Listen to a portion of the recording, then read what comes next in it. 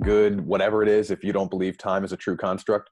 Come with the depth this morning. Okay.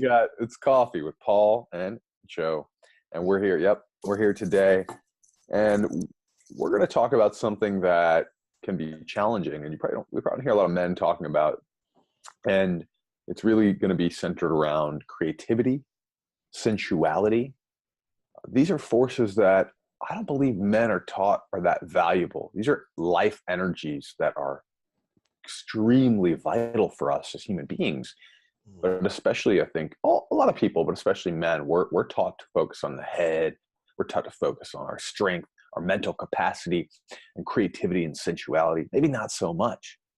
Now, I'm going to lay it up. I'm going to open it up for you, Paul, because this is your topic, your idea, and you have a deeper connection to this around where it lives in the body and around chakras. And I want to just dive right in there because I'm fascinated. I want to learn from you. So break it down. How are we hitting this up? Where's this coming from?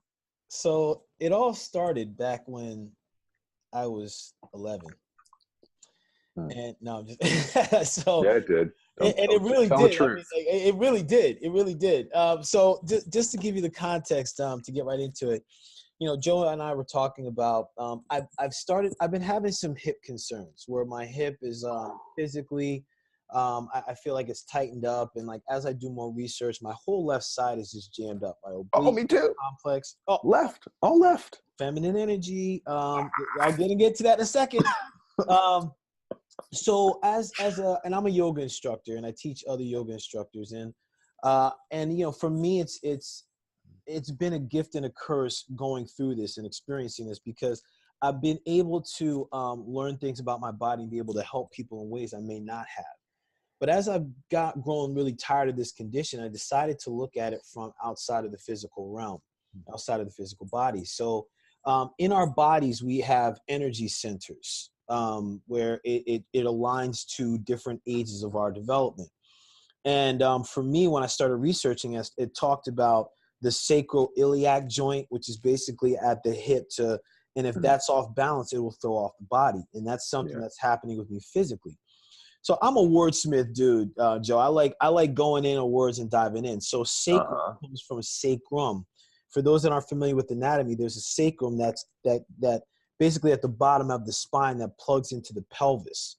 Think of it on a bigger scale. It's said to be the relay of energy from our root, from our pelvis, all the way up to our brain, our stem, from the spinal cord. So when I started looking at this, the sacrum is a hollow bone, and I started looking at this second energy center, which is said to be the development of a person between 7 and 14. So when I looked at that, the sacral center is said to be the creativity and sexuality center. Yeah. And when I started looking at that from my perspective as a male, like I didn't really learn about the sexuality part. I learned about, when I look at the sex, I look, okay, my sex organs in that area. But then I started really diving into like, wow, there's another piece of the creativity and sensuality. Yeah. Really exploring the senses, because in everybody's body during that time frame, male or female, your body starts changing. And it's like, you feel things and your body reacts. Whether for males you get an erection, for me, I could touch, or I could feel, I could hear, I could taste something. I'll feel things throughout my body. And in our culture, I don't see that that's developed. I see it's like, okay, we're putting these boxes. Right. And it's like, okay, well, yeah, you creative, you like to draw, you like to play music. All right, you're a boy, you're going to play sports. Okay, you're going to play in the dirt, you're going to make a fort outside. Right. And, you're going to come in dirty and not bathe for like a week. All right, buddy, that's what you're doing. Now get out of here and be everybody. For a woman, for a girl, it's going to be like, okay, you're going to play with these dollies over here. You're going to help your mom outside cook and plant the garden. And then also, you know what? You're not going to curse. You're going to be a good girl. You're not going to do anything bad. Now get out of here and be somebody. And then we live in these reinforced ways. So when I started diving into it, it started looking at, from a metaphysical perspective, issues are in the tissues.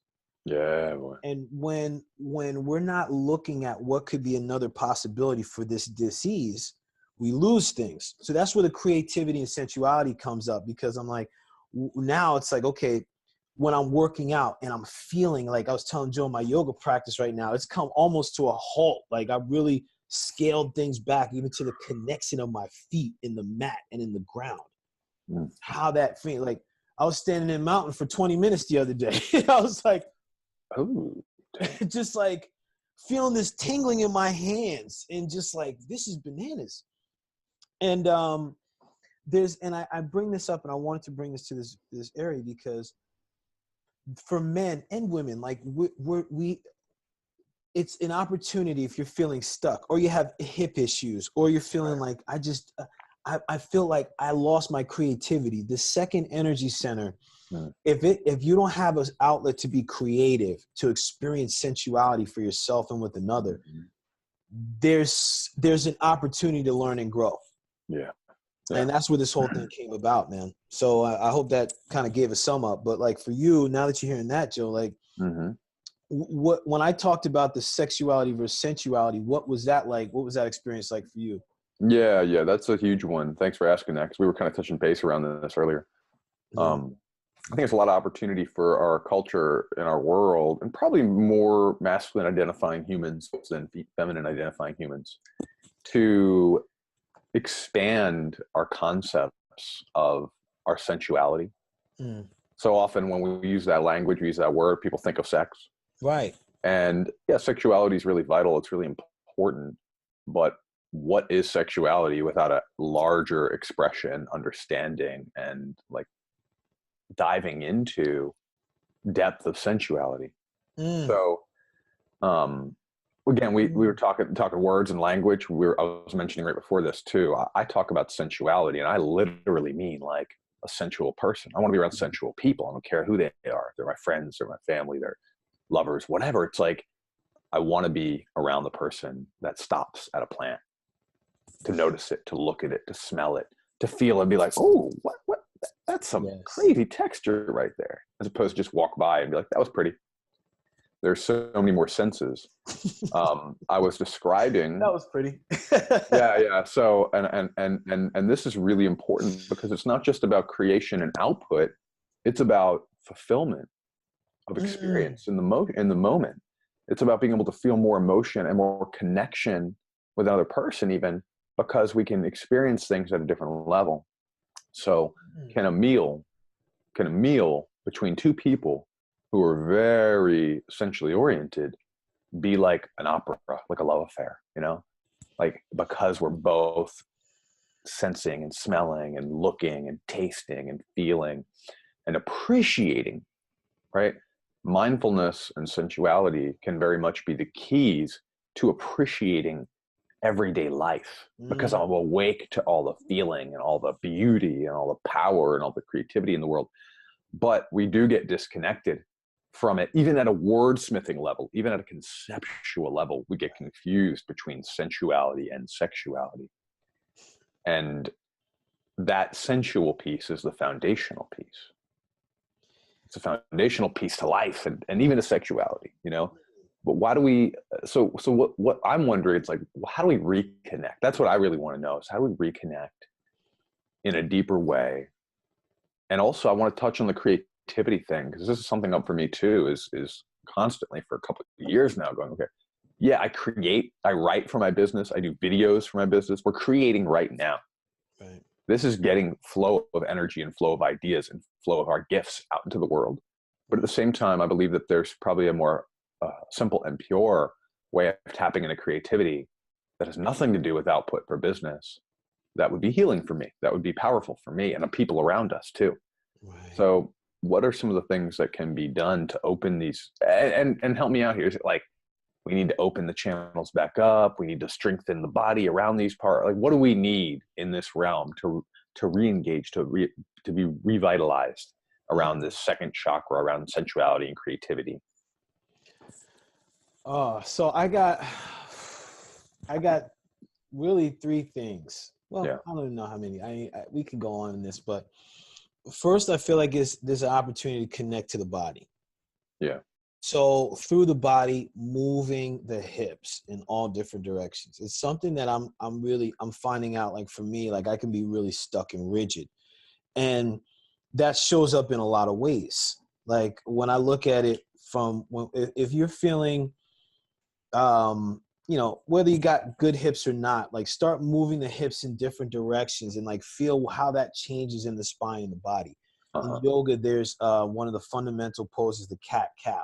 Right. And, that's about moving the spine, getting the flexion, extension. Then how I was taught, there's 6 directions of the spine. So you could go cat cow, you can go lateral, flexion, extension, then you can start to rotate. For people, start moving in different directions, different planes. See what's happening, because all of it comes from this core energy center right here, this transfer station. People think core is 6-pack, and that's a bunch of bullshit. Core is really right under the chest to mid-thigh. Right. That's your core for real. Like that's your transfer station. Like if this is all jammed up, you're not fully, you mentioned fulfilled before, you're not fully fulfilled. You're not in all of your power if there's any kind of blocks in this transfer station. So the first thing I would say is just get connected to your body and move in different directions, especially the hips. It's something I'm learning right now and really starting to explore. Like that's one of the reasons I'm standing today and just constantly moving and like just constantly feeling like, hey, where's my body today? Right. Like even in walking, start to sense. Now that's another piece for me. Like I talked about the body. Now, from a creativity and sensory perspective, Yeah. exercise the senses. Right. So waking up in the morning, what do the birds sound like? What bird could that be? Like, wow, when I go outside, or when you mention, that's a look at that flower. I wonder what it smells like. Yeah. When you go out to dinner, okay, before you start to wolf down a meal, take a look at the presentation. Dude, I can go off for hours on this one. Listen, you hear, but you feel uncomfortable. This is how we reconnect. Yeah. This is like observing something, because the brain receives all these things. That's the power of our body. And the skin, the biggest organ we have is our skin. Right. Right. What does something feel like? What's the texture of the clothes that you're wearing? Yeah. Oh man. These are how we can, these are the little ways we can start to reconnect in the day. Even like, I'll give you a fun game you could play with your kids if you have them, or just like with your partner, or just with yourself. Yeah. At the beginning of the day, see how many of a color you can see. So for example, today's red, today's Monday. How many red things do I see in a day? I got a red pen right here. I got a red emergency kit. Yeah. There's a red book over there. You want to know something? Oh man. You're going to start to see things you never saw before. Right. It's going to wake you up. Go ahead. And then you have a third thing too, right? But I want to mention. Yeah, go ahead, man. You'd be surprised. I do less and less work. I do still do some work with people around food and body and weight and health. But you'd be surprised, in part of my training, in my mind, body, eating training, my eating psychology coaching, one of the main tactics is to slow people down and help them become mindful around food, selecting it, choosing the right quality, appreciating it. Even if you're like addicted to Big Macs, slow down and make it a meditation to eat it. And I can't even begin to tell you the types of shifts that people have in their weight, especially in their midsection, but B, their digestion in their low gut. Because slowing down and appreciating the food from a physiological perspective actually influences the body to do less of what creates all kinds of digestive disorder. But I actually truly believe that there's something deeper there. There's something more rooted into our psyche, into our spirituality of like, no. If something's on your plate, it is a gift from this earth. There have been people, there have been plants, there have been animals, there's land, there's all these energies of wind and sun and rain. So much of our universe's gifts have gone into getting that food to your plate. So can we slow down? Can we appreciate it? And if we can't, I'm going to make sure you're a little uncomfortable. So, I mean, I have a client who we almost didn't do anything around what he ate, but he dropped about 30 pounds and cured decades of all kinds of digestive issues. Because I was just like, dude, you're an artist. You're a photographer, man. Yeah. Slow down. Make every plate look beautiful. Take a picture. Right. Eat it. And I taught him to eat slowly and do mindful eating. And he was just like shedding weight. And he told me within weeks, like all of this acid reflux and bloating and gas like went away. Right. And so can that be connected to this expression of our second chakra and connecting into sensuality and connecting into nourishing and healing through that, right? So I just got all excited about sharing that because it's such a deep connection. And I think about then, well, if that's just around food and digestion, what else? If I decide that I don't need to read this book that I'm fascinated with fast, I could read it slow. I could read a page and then ponder and think, reflect, journal. How much more can I gain from it? We talk about sex, right? Like talk about sex. Really being awake to the moments, slowing down, being present to the way things feel. I mean, like, I'm lucky enough to be dating someone who's very sensual. And I think the first time we had kissed, she had mentioned, like, there's something about your touch. And she felt, right? Like, you just enjoy touching someone. I'm like, yeah, it feels, I love that. I love the feel of how it feels for me to touch someone. I'm not trying to get anything out of it. And she could feel that and sense that. And that's not the first person, right? Right. Who's been able to comment on, like, whoa, what's going on here? What's different about who you are and how you show up in this sexual realm?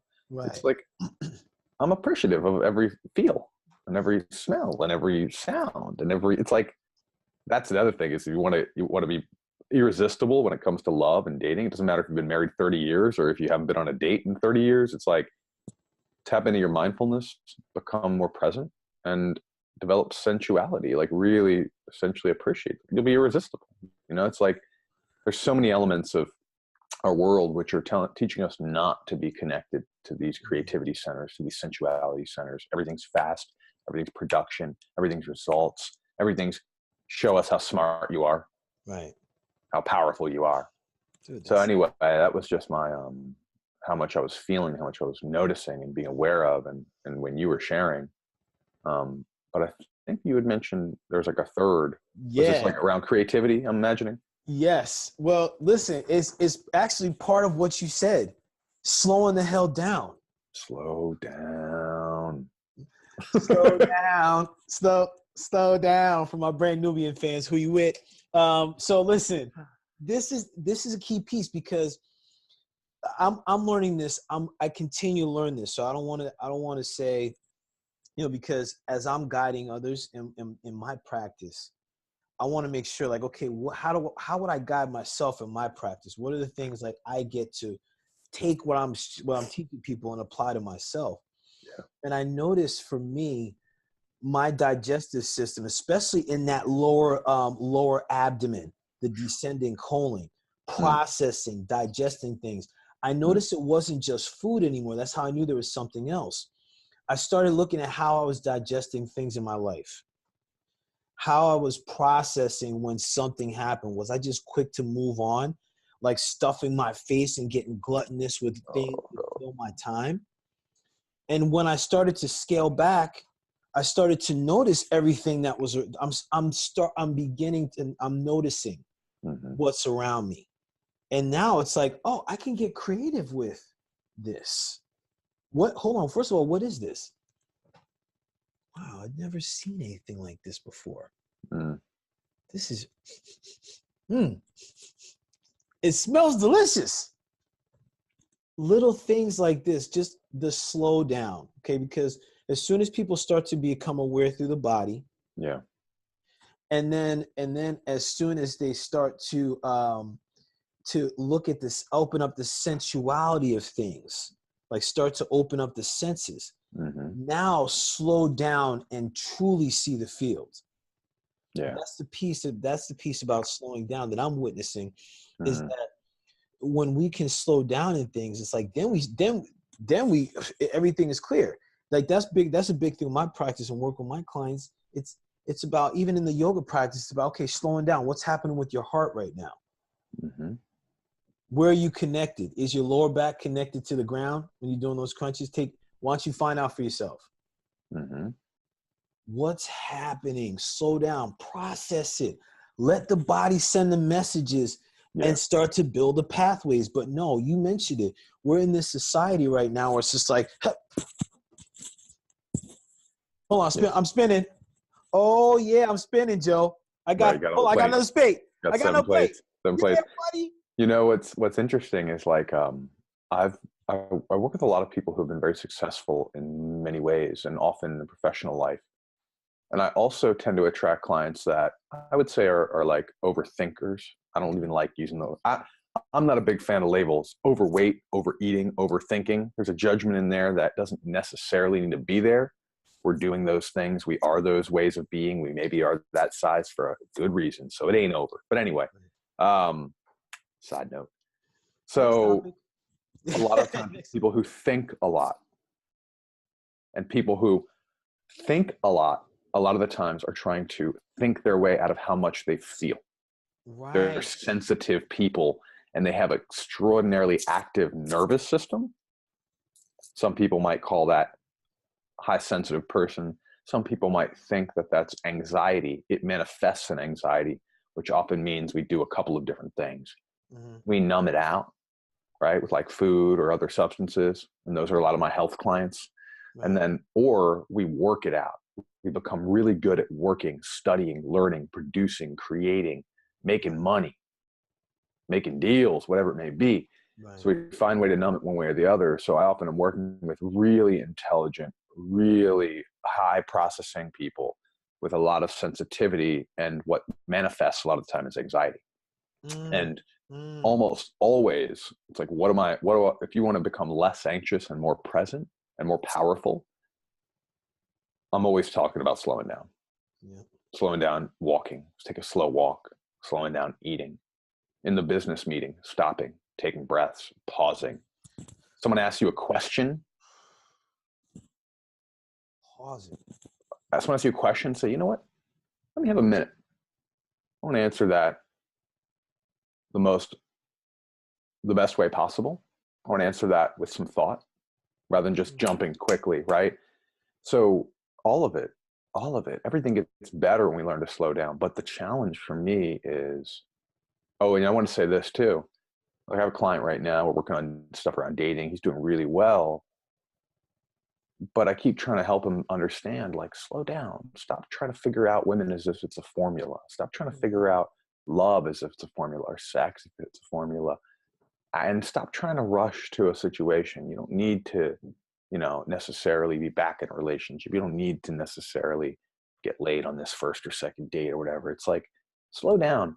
Yeah. And what's interesting is he's amazing at business. I mean, this is a guy making, I don't know, $500,000 a year. He's closing these crazy deals. His job is to go out there and like renegotiate these giant structures for infrastructure, for internet services, for these mega companies, Google and stuff, right? Right. And whenever I telling him to like work with his anxiety, to work with how he is right now in dating, he'll stop and he'll go, man, this is how I am in business. So what do you mean? He goes, I just believe that I'm going to get the deal. I don't care if it takes me 5 years. Right. He's like, I'm patient. I Yep. trust. I know that if it's not this deal, it's going to be the next deal. He's like, I'm willing to foster relationships. Like, I'm thinking strategically, but I know that I don't need to strike fast. I just need to play smart. And I'm like, yeah, you got this. This is who you are in business. This is why you've crushed it. Because A, you're very thoughtful and you're good at what you do, but B, you're willing to be slow and patient. But the truth is, like, all of this takes patience. Yes. It takes belief in some version of abundance. It takes capacity to trust yourself and trust others and trust the world around us to provide. And it's really hard because the instinct it's not even an instinct, I don't think. I think we're taught is, well, if I don't do this now, if I don't get this now, right. then I'm a failure and I probably won't get it. That's the thing, Joe. That's what we're taught. Yeah. And it's everywhere, dude. It's everywhere. I mean, think about just media commercials in general. Hey, this isn't working well for you, then do this. Like, this is okay. You want to know? Okay. One of the reasons I was thinking about this is because I've been getting the sense lately. I've been hearing about men in their 50s that are divorced and like having their fun and stuff, having strokes and heart attack. And the first thing that comes to me is like, these cats are popping a blue chip, AKA a Viagra or Cialis, a weekender. Mm-hmm. And their hearts and their bodies aren't prepared for it. And this is Mm. the thing, because we're never taught as men how to be sensual. By the time when our dick doesn't work, we don't know what the hell to do. Yeah. Okay, we're not able to freaking use the other senses to be able to pleasure our partner or to be able to pleasure ourselves and know what that feels like. Instead, it's like, no, oh, your thing still doesn't work? You better pop this chip right here. Side effects, man, called stroke, blue, blah, blah, blah, blah, blah. You know, it's like, come on, man. This is Yeah. the thing. Like, we're not taught this. That's why I love what we do. And we have these conversations just to crack open possibilities in people's brainstem. Mm-hmm. Because there's other possibilities on how we can connect and relate to people that aren't in a box. Because when we get taught to be in this box, and our bodies as human beings, our bodies evolve and shift. So they're going to be different and experience things different. And if we're not practicing this patience and connection to body and connection to our senses, we lose it. We get out of alignment, we get dis-ease, we get all jammed up and stiff and all these things. And then we don't know what to do. We try to recreate what the past was, and our bodies aren't equipped for that anymore. Yeah. We've moved on. We found a new show. It's like, so it's yeah, dude, it's really interesting, man. I'm happy that we have this conversation because it's really, I don't know, I just get jammed up about it because it's just like this construct that's out there of how things are supposed to be. It's like there's unconscious in these little commercials that we hear. It's like they're reinforcing these patterns of like, get her done. Yeah. Done, man. Don't worry Yeah. about patience. You better grind, man. Hustle harder, hustle hard. You better hustle hard. Yeah. You sleeping? You sleeping? You sleeping right now? Get your ass up. Well, and and what's beautiful is for anyone who's a bit concerned or resistant or doesn't understand a lot of what's happening in the world right now in the realms of social justice, racial justice, gender equity, I would encourage you to take a look, to dive in. These I've had the privilege in the last couple of years to examine my privilege. And what it's led me to is a lot of communities and work that's much more about connecting to our central ways of being, connecting to spirit, letting go of a lot of the influences of this hardcore domination capitalism that we've learned. Right. So honestly, that's been a huge gift, is like digging in a little bit into feminism, or digging in a little bit with feminist people, digging in with people who are really focused on movements for Black Lives Matter. It's like there's this side of disconnecting from these drives that have created our world and our structures. And there's so much more trust in slowness and faith, and not needing to push all the time to create the lives that we want. Right. There's some people out there even trying to shift these movements towards, let's be patient, let's be slow, let's come from love, as opposed to using these kind of dominating and fast-paced structures to get what we want. Can we play for the long haul? And that's something I wanted to just share, is like, there are gifts in this world that seem so scary, of challenging our privilege, especially me as like, the white, cis, heterosexual, middle-class male. It's like, if you're out there, you're listening, and that's who you are, it's time to look at other ways of being that are showing up in some of these big, scary topics, but from some of these big, scary people we don't necessarily want to go listen to or feel into. But that's a gift that can happen in that world, in that work. So it's just something that came into my mind in this moment, is there's a lot of beauty and power in things that we're not exploring. And there's a whole other side of seeing the world that we can learn from and grow from and be empowered by as human beings who are men. Truth. And I'm saying, like, I think all men, and I think all women, and I think all humans. But I definitely know that, like, growing up, for me at least, there's not a lot of soul and slowness and spirit and connected to the experience of being a white man in this culture, And it's like, if we're going to heal and help other people, if we're going to be there for ourselves, if we're going to all kind of expand and liberate mutuality together, if you will, which is my hope in the world, then we all got to do this work to be more creative and more sensual and more grounded and more slow. That's how the world works anyway.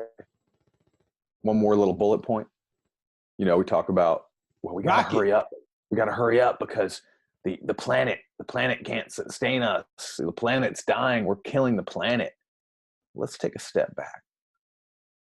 The planet is going to be okay. The planet will be here. We may do just enough to influence this planet to no longer be able to keep us on it. But the planet's playing the long game. The planet's been here well before us. It's going to be here well after. Well after, bruh. If we want to be here, then we need to slow down, and we need to be aware that it's time to change our behaviors, and that we don't necessarily need a bunch of plastic and a bunch of fossil fuel to get what we want in this world. Truth. So just a little perspective here. It's not save the planet, it's save the humans. And how do we save the humans? We get less connected with the need for huge production. We get less connected with the need for speed. We get more connected to the sensual experience. Learn to be sensual. Learn to appreciate food. Learn to appreciate nature. Learn to take a slow walk. And tell me you don't think twice about how we treat the planet.